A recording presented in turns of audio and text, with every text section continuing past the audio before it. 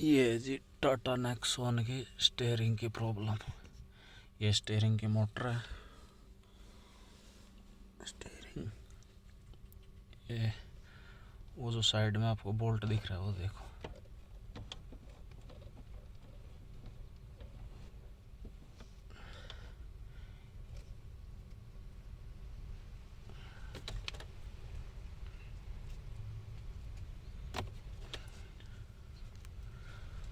वो जो बोल्ट है वो देखो।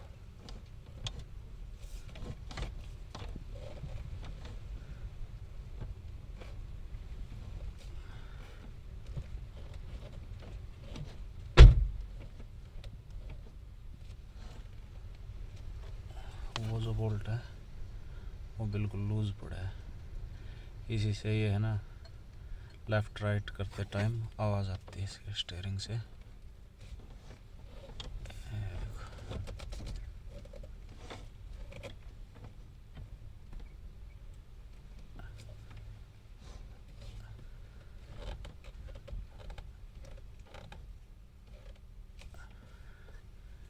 ये बोल्ट इसका बिल्कुल लूज पड़ा है।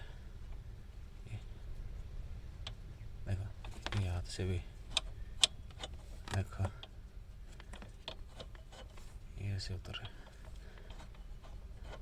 हाथ से टाइट हो रहा है, हाथ से ढीला हो रहा है।